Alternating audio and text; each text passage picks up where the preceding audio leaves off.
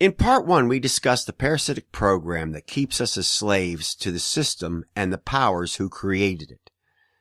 We don't have time right now to go into the details of exactly who these powers are. Suffice to say that these are interdimensional beings that are using our vital energies to fuel their own agenda. It is important to understand that the individual challenges we face in living a truly fulfilled life are a reflection of the same challenges that face humanity as a whole. Within the human subconscious and the realm of the ego and superego is a parasitic program that is based on a simple principle: divide and conquer. Keeping humanity divided against itself is part of the nexus of control. It is designed to create the illusion of a fragmented world and a separate self.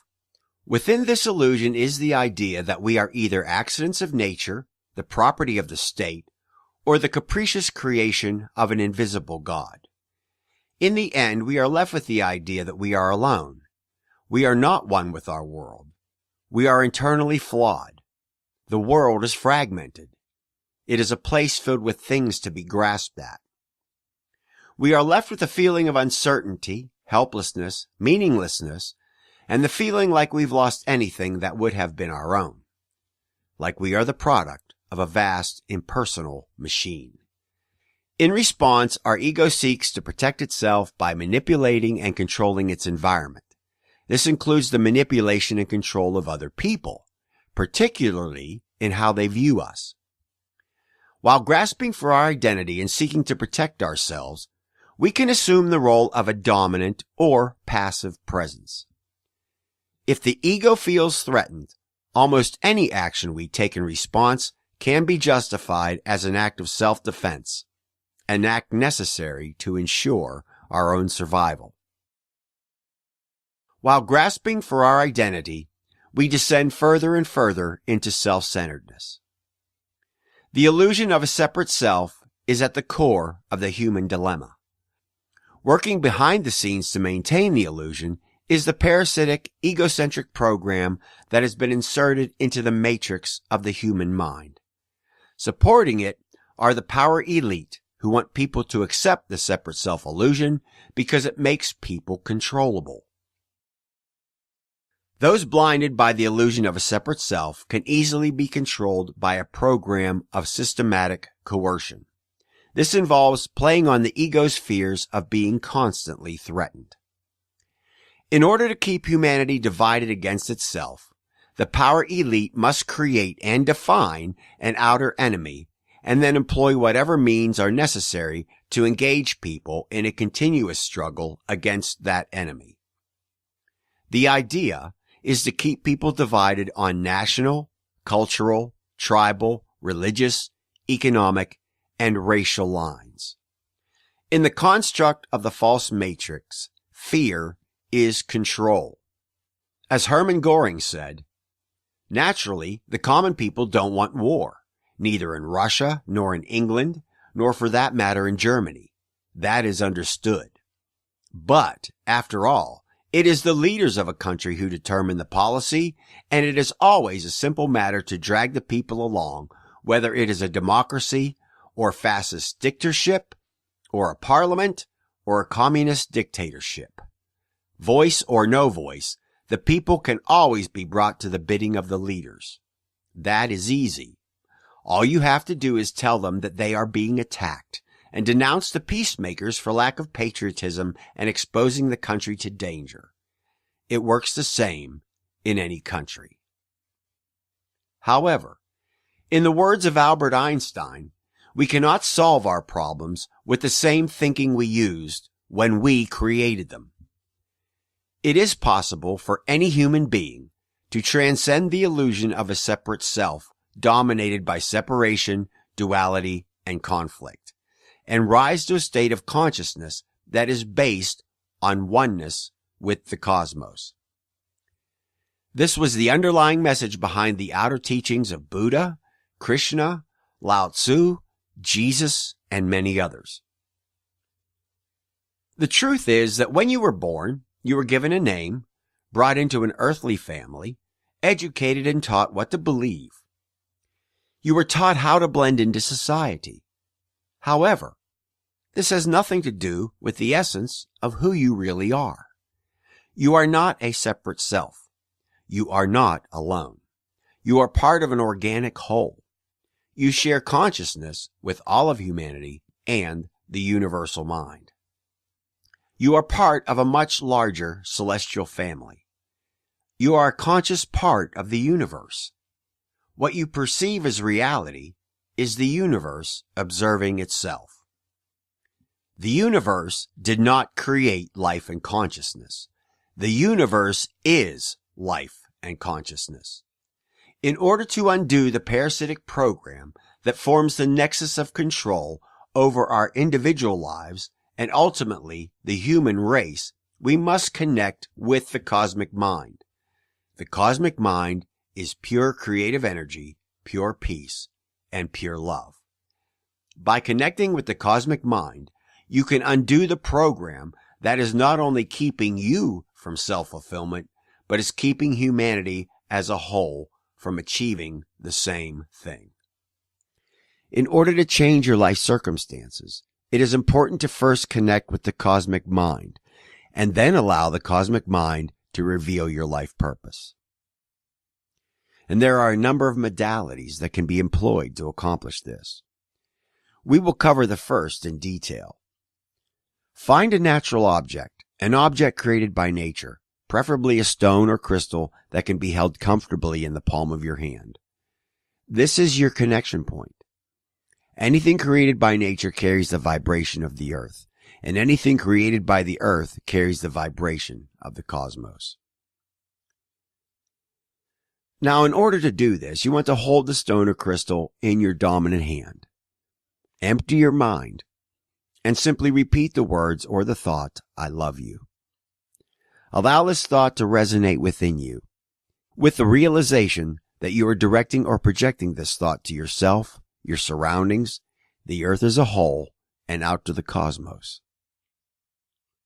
Repeat this phrase for a few minutes, simply saying, "I love you. I love you. I love you." And after doing this for a few minutes, say the following: I thank you for awakening my mind to my true calling. I thank you for awakening my mind to the creative energy you provide for those who know and love you. Cleanse my mind and my being so that my eyes are open to the truth. I ask that you lead and guide me in the path of my highest good and enable me to help others to do the same. Make this a daily practice, and you will vibrationally change the atmosphere around you. Don't be surprised if at some point this flow of positive energy comes back to you multiplied.